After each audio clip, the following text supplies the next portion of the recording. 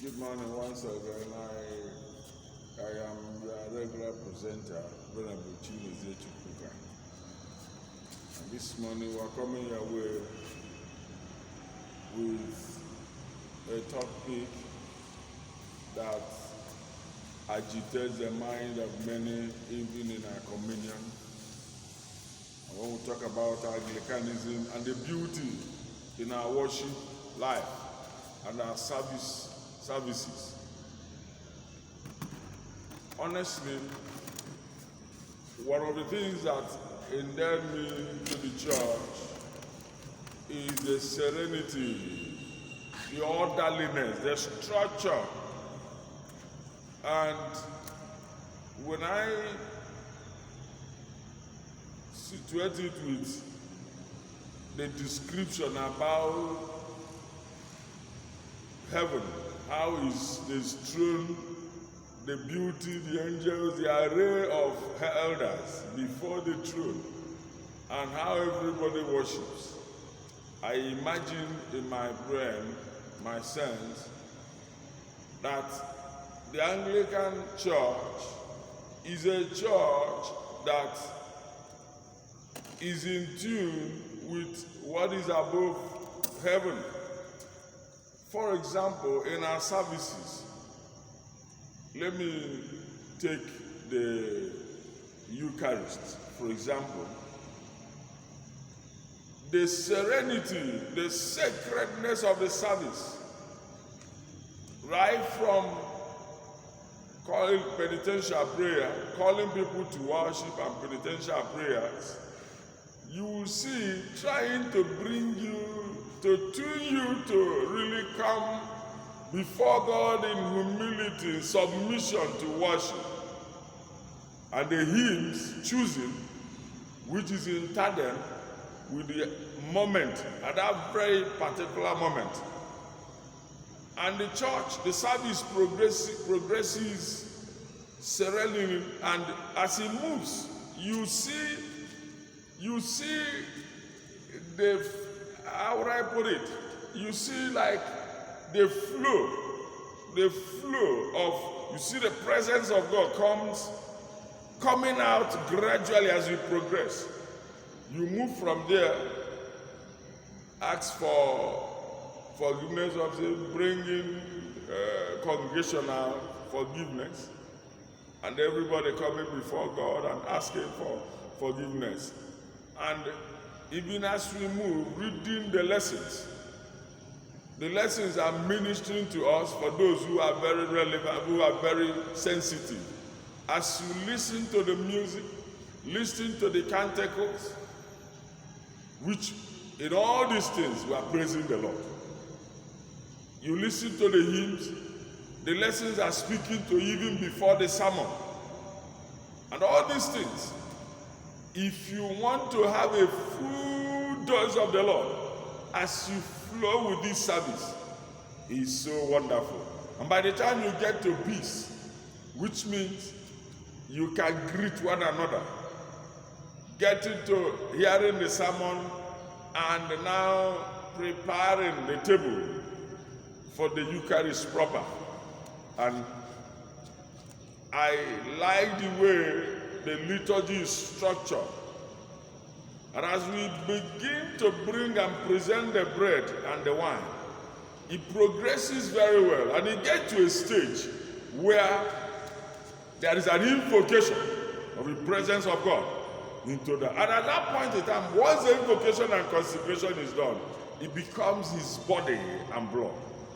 And any man that comes to a church very anticipatorily, at this point, is now tuned to receive whatever spiritual ingredient is embedded in this sacrament.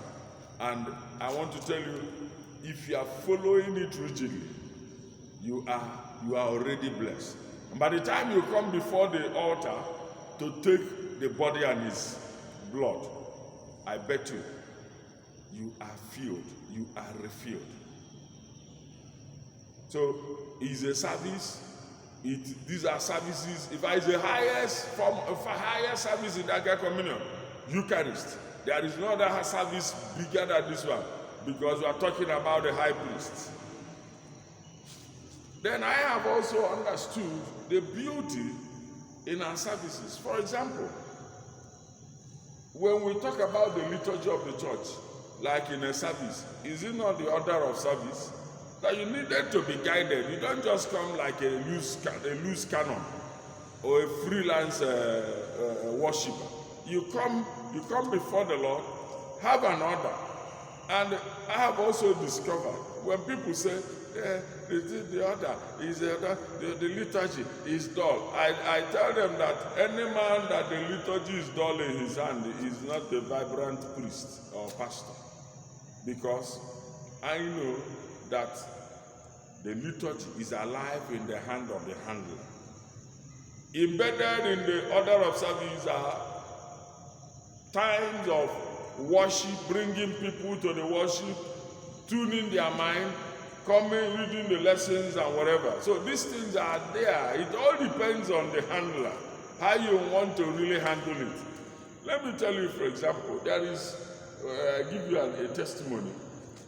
There is one, the now bishop of Nnewi Diocese. He was sharing something with us when he came to one of our synods here, and he said that he was wondering that his morning prayer, people will come from everywhere to partake in the morning prayer over there.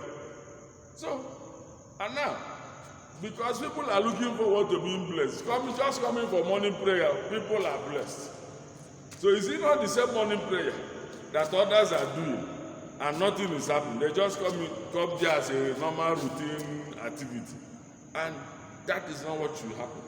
And he said so that the issue now is that the man who is handling that another person can replace him and still cannot move those people, because maybe that person has nothing to tell them.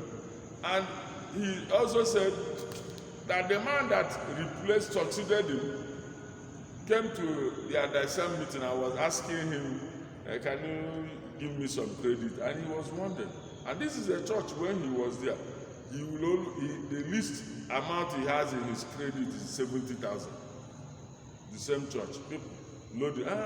Daddy want to transfer this credit to you. 10,000, 20,000 credit, 30,000 credit. So that he never. So what is he talking about? That means he's missing something.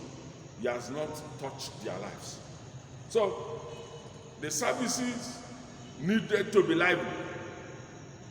And once it's lively, now let me come down to my own testimony. The church where I'm pastoring, when I came newly, the ministers I met who were still there told me that once the harvest, after the harvest, that people do not come to church. I tell them that is your business. For me, my people will have reasons to come to church after harvest. And my first year after the harvest, the number that came back on Sunday, the following Sunday, was even larger than the people that came during the harvest. So it has something to do with that. It's just, what are they coming? Are they very expectant? Are they of the notion that anything they miss will affect them? So that's my point. So the services, the beauty of the Anchor Church is that the handler has a very large part to contribute in making it lively and to bring out the beauty. The church is so structured that you know what to do.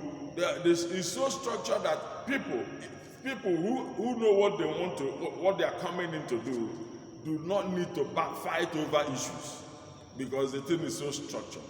And I want to really tell you that our services, the evening song, it depends on what you have, who is handling it as well. Everything there is just a guide. It's a guide. You can read the canticles, do this thing, and still make the church very lively, depending on how you handle it. So I see the beauty. The church has so beauty. During procession, Everybody, the procession is a sight to behold.